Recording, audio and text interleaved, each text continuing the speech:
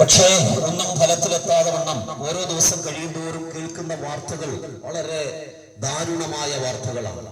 ആർക്കും കൺട്രോൾ ചെയ്യാൻ കഴിയാത്ത വിധത്തിലേക്ക് ഈ അവസ്ഥ മാറിപ്പോവുകയാണ്. ഇതിന്റെ എല്ലാം യഥാർത്ഥ കാരണം മനുഷ്യൻ ദൈവത്തിൽ നിന്ന് അകന്നതാണ്. ദൈവത്തോടുള്ള അവന്റെ ബന്ധം നഷ്ടപ്പെട്ടതാണ്. ഈ വിഷയത്തിനൊക്കെ പരിഹാരം ഒറ്റ മാർഗമേ ഉള്ളൂ. ഏക സത്യ നിത്യ ദൈവമായ ക്രിസ്തുവിനെ അറിയുക, ക്രിസ്തുവിന് വേണ്ടി ജീവിതത്തെ സമർപ്പിക്കുക, ദൈവത്തെ സന്നിധിയിലേക്ക് ജനം മടങ്ങി വരിക. അല്പസമയം ഈ വിപത്ത് വരുത്തി വെക്കുന്ന മാരകമായ അനുഭവങ്ങളെ കുറിച്ചും ഇതിൽ നിന്ന് പുറത്തു വരുവാൻ ദൈവം ഒരുക്കിയിട്ടുള്ള ഏക സത്യ നിത്യ ദൈവമായ യേശു ക്രിസ്തുവിന്റെ സനാതനമായ സത്യ സുവിശേഷത്തെ കുറിച്ചും ദേശത്തോട് ഒരു ലഘു സന്ദേശം അറിയിക്കുവാൻ ഞങ്ങൾ ആഗ്രഹിക്കുന്നു. ഈ സന്ദേശം ഇവിടെ അറിയിക്കുന്നത് പ്രിയ വിൽഫ്രഡ് മിഖായേൽ കർത്തൃദാസനാണ്. കർത്തൃദാസനെ സ്നേഹത്തോടെ ഇങ്ങോട്ട് ക്ഷണിക്കുന്നു.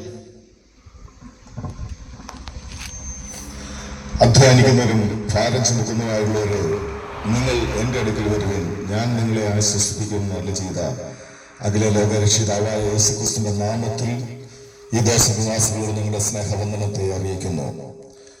ഇവിടെ എനിക്ക് മുമ്പ് പ്രസ്താവിച്ചതുപോലെ ഈ കാലഘട്ടത്തെ നാം ചിന്തിച്ചു നോക്കിയാൽ കഴിഞ്ഞ കാലഘട്ടത്തിൽ ഒന്നും കാണാത്ത രീതിയിലുള്ള വികാസങ്ങൾ നമ്മുടെ കേരള മണ്ണിനെ മൂടിക്കൊടുക്കുന്ന ഒന്ന്, ലഹരി പദാർത്ഥങ്ങളുടെ ഉപയോഗം ഓരോ ദിവസം കഴിയുന്തോറും അത് പ്രായഭേദമന്യേ വർദ്ധിച്ചു വരുന്നു. അതുമൂലമുണ്ടാകുന്ന കുറ്റകൃത്യങ്ങളുടെ അളവുകൾ അതും ഓരോ ദിവസവും വർദ്ധിച്ചു വരുന്നു. പീഡന കേസുകൾ വർദ്ധിച്ചു വരുന്നു. പ്രായഭേദമന്യേ മതവ്യത്യാസമില്ലാതെ ജയിലറയിൽ അകപ്പെടുന്നവർ ഓരോ ദിവസം കഴിയുന്തോറും കൂടിക്കൊണ്ടിരിക്കുകയാണ്. ഇന്നലെ ലഭിച്ച ഒരു കുറിപ്പും പ്രകാരം കേരളത്തിൽ മൊത്തത്തിൽ 560 വൃദ്ധസദനങ്ങൾ, ഔദ്യോഗിക കണക്കല്ല, ഒരു ഏകദേശ രൂപം പറഞ്ഞിരിക്കുന്നത് 560ഓളം വൃദ്ധസദനങ്ങൾ ഉണ്ടെന്ന്. എന്ന് വെച്ചാൽ ആറ്റിലേറ്റ് വളർത്തിയ തലമുറകൾക്ക് തങ്ങളുടെ കുഞ്ഞുങ്ങളെ, തങ്ങളുടെ മാതാപിതാക്കളെ പരിചരിക്കാൻ കഴിയാതെ വണ്ണം വൃദ്ധസദനങ്ങളിൽ തള്ളിയിട്ടിരിക്കുന്ന വാർത്ത, അത് 20,000-ലധികമാണ് ആ എണ്ണം പറയുന്നത്. സ്നേഹബന്ധത്തിന്റെ ആഴം തിരിച്ചറിയാൻ സാധിക്കുന്നില്ല.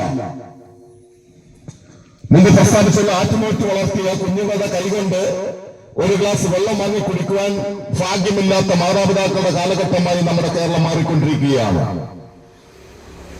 കൈ വളരുന്നുണ്ടോ കാൽ വളരുന്നുണ്ടോ എന്ന് നോക്കി തലയിൽ വെച്ച തേനരിക്കും, ഭൂമിയിൽ വെച്ച തറയിൽ വെച്ച ഉറുമ്പരിക്കുമെന്ന രീതിയിൽ വളർത്തിക്കൊണ്ടുള്ള കുഞ്ഞുങ്ങളുടെ കൈകൊണ്ട് മരണം ആസ്വദിക്കുവാൻ വിധിക്കപ്പെട്ട മാതാപിതാക്കളുടെ കഴിഞ്ഞ ദിവസം മലയാള മനോരമയിൽ വന്നത് ഓൺലൈൻ വാർത്ത ഇങ്ങനെയാണ്. തന്റെ മാതാവിന്റെയും പിതാവിന്റെയും കൂടെ കിടന്ന കുഞ്ഞിനെ പിതാവ് തന്നെ എടുത്ത് ടെറസിൽ കൊണ്ടുപോയി പീഡനത്തിന് വിധേയമാക്കി കൊച്ചു ഉണർന്നപ്പോൾ വാട്ടർ ടാങ്കിലേക്ക്, അത് കേരളത്തിലെ അല്ല, കേരളത്തിൽ തൊട്ടടുത്തുള്ള സംസ്ഥാനത്തെ വാർത്തയാണ്. ഒരു പിതാവ് പോലും തന്റെ കുഞ്ഞിനെ കാമക്കണ്ണുകളുകൊണ്ട് നോക്കുന്ന ഒരു കാലഘട്ടത്തിലേക്ക് എത്തിയെങ്കിൽ മറ്റുള്ളവർ കാര്യം പറയേണ്ടതായിട്ടുണ്ടോ? മനുഷ്യൻ ധാർമ്മികമായി അധംപതിച്ച ഒരു കാലഘട്ടം കേരള മണ്ണിൽ ഇതിനു മുമ്പ് ഉണ്ടോ എന്ന് ചോദിച്ചാൽ ഇല്ല എന്ന് തന്നെ നമുക്ക് മറുപടി പറയേണ്ടി വരും. അത്രമാത്രം ധാർമ്മികമായി അധംപതിച്ച ഒരു കാലഘട്ടത്തിലേക്ക് നമുക്ക് കടന്നു പോവുകയാണ്. ബന്ധങ്ങളുടെ മൂല്യങ്ങൾ തിരിച്ചറിയുവാൻ സാധിക്കുന്നില്ല. മാതാപിതാക്കളെ ബഹുമാനിക്കുവാനോ അനുസരിക്കുവാനോ കഴിയാത്ത ഒരു തലമുറ നമ്മുടെ കേരള മണ്ണിൽ വളർന്നുകൊണ്ടിരിക്കുന്നു. ബന്ധങ്ങളുടെ മൂല്യങ്ങളെ തിരിച്ചറിയുന്നില്ല. എന്തിന്? കാമുകന്റെ കൂടെ ഓടിപ്പോകാൻ, താൻ എന്ത് പ്രസവിച്ച കുഞ്ഞിനെ കൊലപ്പെടുത്തുവാനും വലിച്ചെറിയുവാനും ഉപേക്ഷിക്കുവാനും ഒന്നും മടിയില്ലെന്ന മാതാക്കന്മാരുടെ കാലഘട്ടമായിരിക്കൊണ്ടിരിക്കുകയല്ലേ? ഈ വാർത്തകളൊക്കെ അല്ലേ നമ്മൾ ഓരോ ദിവസം കഴിയുമ്പോഴും കേട്ടുകൊണ്ടിരിക്കുന്നത്? എന്താണ് ഇതിന് പരിഹാരമാർഗം? കൊലപാതക അനുമതി വർദ്ധിച്ചു വരുന്നു. ദൈവ സ്വഭാവം പ്രകടമാക്കേണ്ട മനുഷ്യൻ ദൈവ സ്വഭാവത്തെ ഉപേക്ഷിച്ച് പാപ സ്വഭാവത്തിന് മാത്രം മുതലാകുന്ന കാലഘട്ടത്തിൽ എത്തിക്കൊണ്ടിരിക്കുകയാണ്.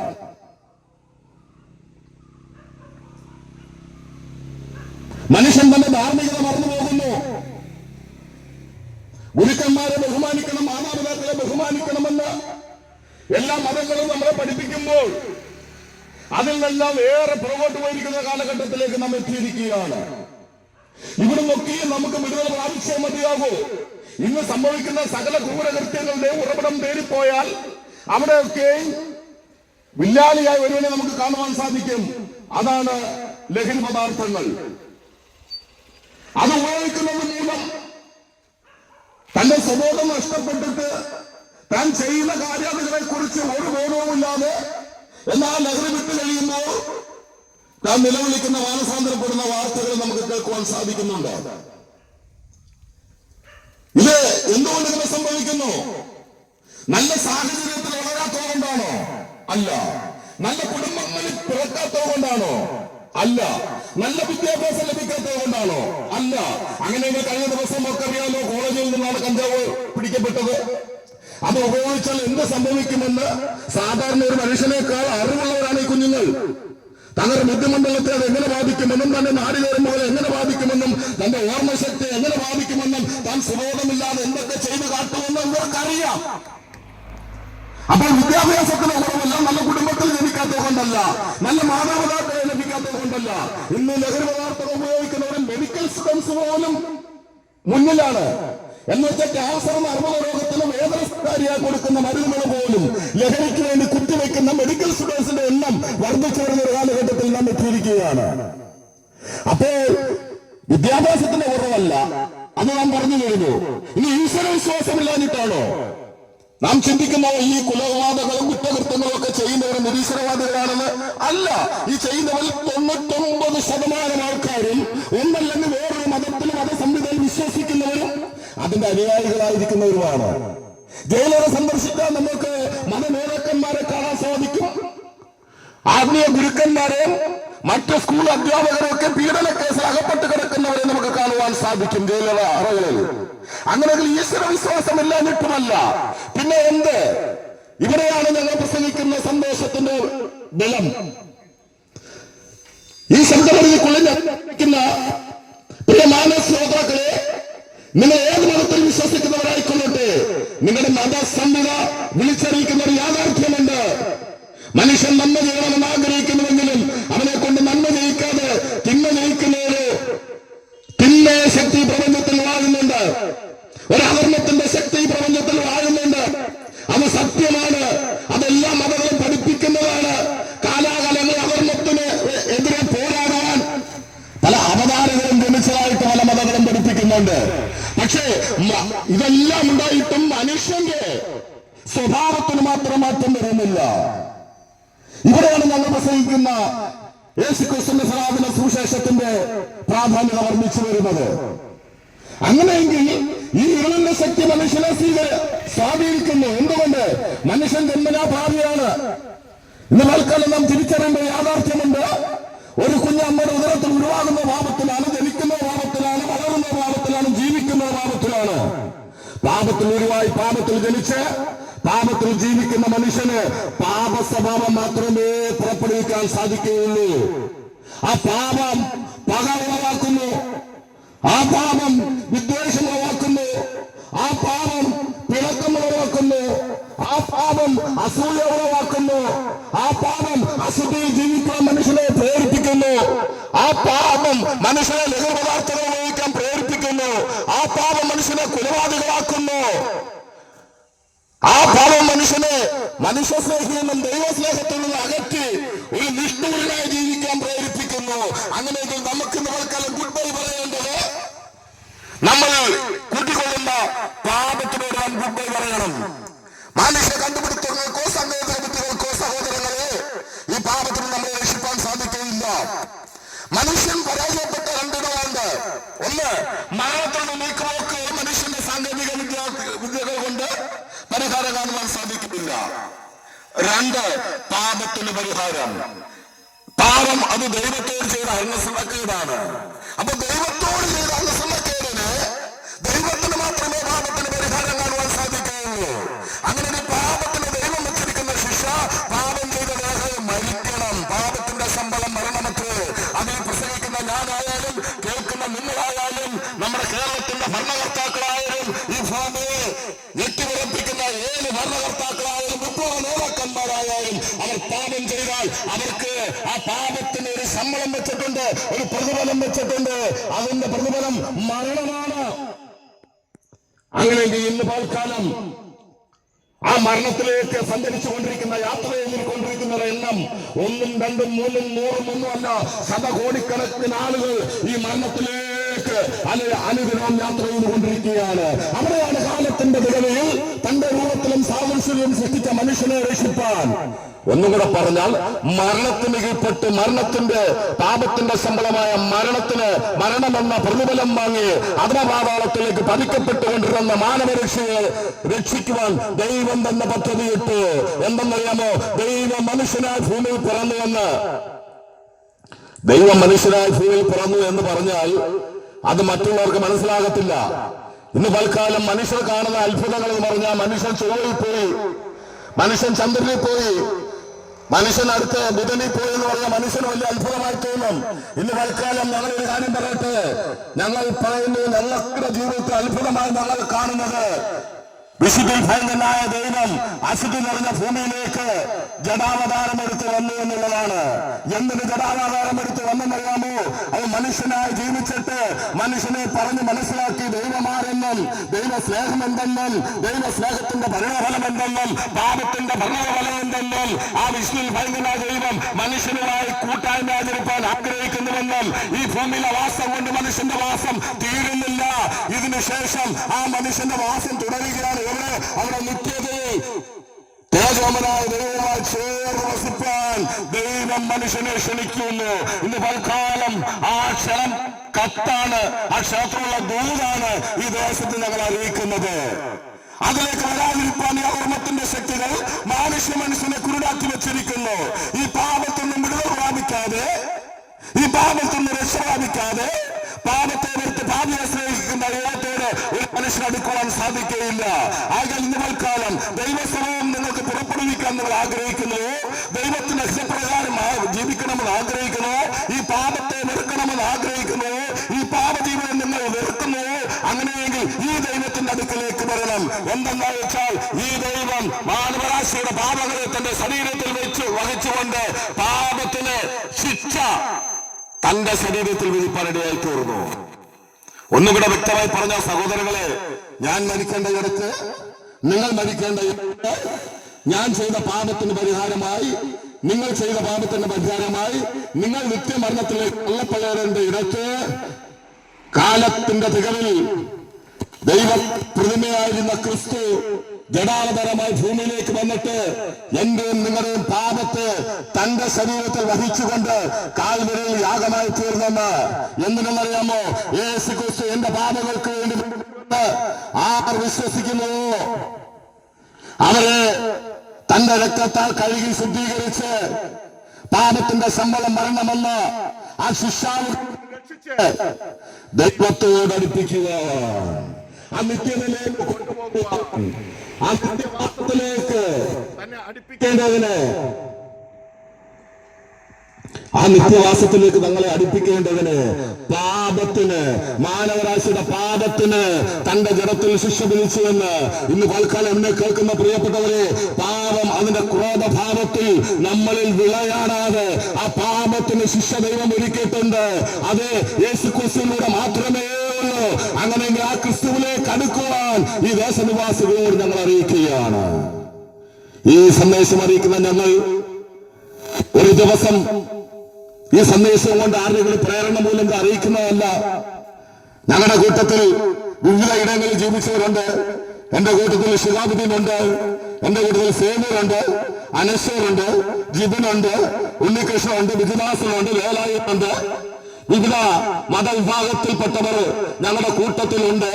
ഒരു കാലത്ത് ഞങ്ങളുടെ ഇച്ഛക്കൊത്ത് ജീവിച്ചവരായിരുന്നു ഞങ്ങൾ കുടുംബക്കാർക്ക് കണ്ടുകൂടാത്തവരായിരുന്നു, വെറുക്കുന്നവരായിരുന്നു, നല്ല ഭാവം പുറപ്പെടുവിക്കാത്തവരായിരുന്നു. എന്നാൽ ഈ സന്ദേശം നിങ്ങൾക്ക് ഒരു ദിവസം പാപിയെ സ്നേഹിക്കുന്ന ഈ സുവിശേഷ സന്ദേശം ഒരു ദിവസം ഞങ്ങൾ കേട്ടു. ഈ പാപിയായ ഞങ്ങളെ സ്നേഹിക്കുന്ന ഒരു ദൈവം ഉണ്ടെങ്കിൽ ആ ദൈവത്തെ വേണമെന്നുള്ള ആ ആഗ്രഹം ഞങ്ങളുടെ ഉള്ളിൽ അലതല്ലുകയും ആ ദൈവത്തിന്റെ സന്നിധാനത്തിൽ മുട്ടുമടക്കി നിത്യമരണത്തിനായി വിധിക്കപ്പെട്ട ഞങ്ങളെ ആ ദൈവ സന്നിധാനത്തിൽ സമർപ്പിച്ച് ഞങ്ങളൊരു പാപിയാണെന്ന് ദൈവത്തോട് ഏറ്റുപറഞ്ഞ് ഞങ്ങൾ ചെയ്ത കുറ്റങ്ങൾ ദൈവത്തോട് ഏറ്റുപറഞ്ഞപ്പോൾ ആ യേശുവിന്റെ രക്തത്താൽ ഞങ്ങളെ കഴുകുക മാത്രമല്ല, അതുവരെ അനുഭവിക്കാത്ത ദിവ്യ സമാധാനം ഞങ്ങളുടെ ഹൃദയങ്ങളിൽ ഞങ്ങൾക്ക് അനുഭവിക്കാനിടയായി തീർന്നു.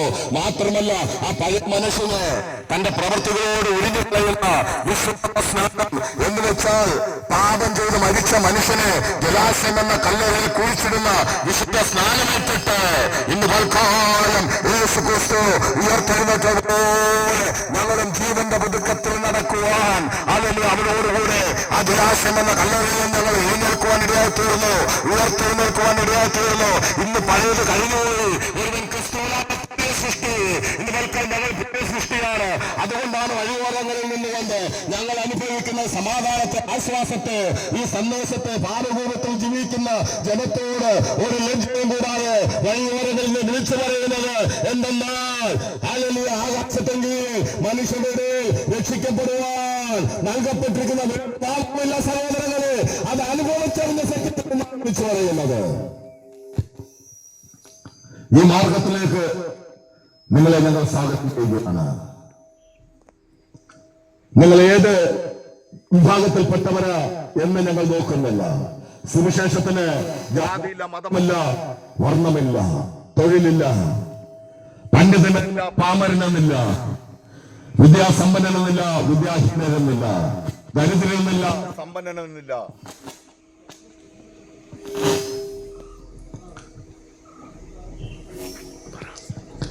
നിങ്ങളെ ഈ സുവിശേഷത്തിലേക്ക് ഞങ്ങൾ സ്വാഗതം ചെയ്യുകയാണ്. ഒരിക്കൽ കൂടെ ഉറപ്പിച്ച് ഞങ്ങൾ പറയുന്നു, ഞങ്ങളെ രക്ഷിച്ച യേശു, നിങ്ങളെ രക്ഷിപ്പാൻ അവൻ സർവശക്തനായ ദൈവം. ഈ സന്ദേശത്തിന്റെ മുന്നിൽ നിങ്ങളെ തന്നെ സമർപ്പിക്കാമോ? ഞങ്ങൾ നിങ്ങൾക്ക് വേണ്ടി പ്രാർത്ഥിക്കാൻ പോകുകയാണ്. നിങ്ങൾ ഏത് വിഭാഗത്തിൽപ്പെട്ടവരായിക്കൊള്ളട്ടെ, യേശു ക്രിസ്തു യാഗമായി തീർന്നത് പ്രത്യേക ഒരു വിഭാഗത്തിനു വേണ്ടിയല്ല. യേശു ക്രിസ്തു യാഗമായി തീർന്നത് മാനവരാശിക്ക് വേണ്ടിയാണ്. ഇന്ന് പൽക്കാല സമാധാനം എന്തെന്നില്ല. നിങ്ങളുടെ കുടുംബത്തിൽ ആരെങ്കിലും ലഹരിക്ക് അടിമപ്പെട്ട് കിടക്കുന്നുണ്ടോ? ഇന്ന് പൽക്കാലം അവരുടെ ജീവിതത്തെ മാറ്റിമറിക്കുവാൻ ഞങ്ങൾ പ്രസംഗിക്കുന്ന യേശുവിന് സാധിക്കും. നിങ്ങൾ സമാധാനമില്ലാത്തവരാണോ? ഇവരുടെ രോഗങ്ങളിൽ ഭാരപ്പെടുന്നുവോ? ആത്മഹത്യയെ കുറിച്ച് ചിന്തിക്കുന്നവരാണോ? നിങ്ങൾ എന്തിന് ആത്മഹത്യ ചെയ്യണം? നിങ്ങളെ രക്ഷിക്കുന്ന ഒരു ദൈവമുണ്ട്, അവന്റെ അടുക്കലേക്ക് വരിക. ഇവിടെ ഞങ്ങളുടെ മെസ്സേജിന് ഞങ്ങൾ കൺക്ലൂഷൻ ചെയ്യാൻ പോവുകയാണ്. നിങ്ങൾ ഇരിക്കുന്ന ഇടത്തു നിന്ന് എഴുന്നേൽക്കാമോ? ഞങ്ങൾ നിങ്ങൾക്ക് വേണ്ടി പ്രാർത്ഥിക്കാൻ പോവുകയാണ്. കേൾക്കപ്പെട്ട സന്ദേശത്തിനാകെ നമ്മളെ തന്നെ സമർപ്പണത്തോടെ പ്രാർത്ഥിക്കാം. ദൈവമേ, കരുണയുള്ള കർത്താവേ, അങ്ങയുടെ ബലമുള്ള കരങ്ങളിൽ ഈ ദേശത്തെ ഞങ്ങൾ ഫലമേൽപ്പിച്ച് പ്രാർത്ഥിക്കുന്നു. മാറ്റമില്ലാത്ത സത്യസുവിശേഷം ഈ ദേശത്തോട് വിളിച്ചറിയിക്കുവാൻ സ്വർഗം കർത്തൃഭൃത്യനെ സഹായിച്ചല്ലോ. കേൾക്കപ്പെട്ട വചനം ഹൃദയങ്ങൾക്കകത്ത് ക്രിയ ചെയ്യുവാൻ, ക്രിസ്തുവിന് വേണ്ടി സമർപ്പിക്കുവാൻ, പാപവും പാപവഴികളും വിട്ടൊഴിഞ്ഞ് ക്രിസ്തുവിന്റെ സ്നേഹത്തിന്റെ ആഴത്തിലേക്ക് കടന്നു വരുവാൻ, കാൽവരി ക്രൂശിൽ ക്രിസ്തു നമുക്ക് വേണ്ടി ചെയ്ത ആ മഹായാഗത്തിൽ വിശ്വസിക്കുവാൻ, ക്രിസ്തുവിലൂടെയുള്ള ജീവരക്ഷ എന്തെന്ന് തിരിച്ചറിഞ്ഞ, ആത്മരക്ഷ എന്തെന്ന് തിരിച്ചറിഞ്ഞ ക്രിസ്തുവിനോട് കൂടെ നടക്കുവാൻ തക്കവണ്ണം ഈ ജനത്തെ അവിടുന്ന് സഹായിക്കുമാറാകണമെന്ന് പ്രാർത്ഥിക്കുന്നു. മദ്യപാനാസക്തിയിൽ, ലഹരി മരുന്നിന്റെ ഉപയോഗത്തിൽ, ആത്മഹത്യാ പ്രവണതകളിൽ, കുടുംബ പ്രശ്നങ്ങളിൽ, രോഗാതുരമായ വിഷയങ്ങളിൽ ഭാരപ്പെടുന്ന ആരെങ്കിലും ഉണ്ടെങ്കിൽ അപ്പാ, ഞങ്ങൾ ഇവിടെ പ്രസംഗിച്ച സത്യസുവിശേഷത്തിന്റെ വചനം ഹൃദയങ്ങളിൽ ക്രിയ ചെയ്യട്ടെ. അത് ശരീരങ്ങളിൽ സൗഖ്യമായി, വിടുതലായി, മനസ്സിനാശ്വാസമായി, കുടുംബങ്ങൾക്ക് സമാധാനമായി, വ്യക്തികൾക്ക് വിടുതലായി ഇന്ന് പകൽ അത് വെളിപ്പെടണമെന്ന് ഞങ്ങൾ അങ്ങയോട് പ്രാർത്ഥിക്കുന്നു. ദൈവകരങ്ങൾ ഫലമേൽപ്പിക്കുന്നു. ഈ ദേശത്തെയും ദേശനിവാസികളും ഒരിക്കൽ കൂടി തൃക്കരങ്ങളിൽ ഏൽപ്പിച്ച് ഞങ്ങൾ അനുഗ്രഹിച്ച് പ്രാർത്ഥിക്കുന്നു. അനുഗ്രഹമായി തീരട്ടെ, യേശു ക്രിസ്തുവിൻ നാമത്തിൽ തന്നെ ആമേൻ. യേശു ക്രിസ്തു പാപികളെ രക്ഷിക്കുന്നു. യേശു ക്രിസ്തു രോഗികളെ സൗഖ്യമാക്കുന്നു. യേശു ക്രിസ്തു പരിശുദ്ധാത്മാവിനെ ദാനമായി നൽകുന്നു. യേശു ക്രിസ്തു രാജാവായി വേഗം വരുന്നു. ദേശമേ ഒരുങ്ങിക്കൊള്ളുക, നിന്റെ രാജാവ് ഇതാ വേഗം വരുന്നു. Hallelujah, hallelujah, hallelujah.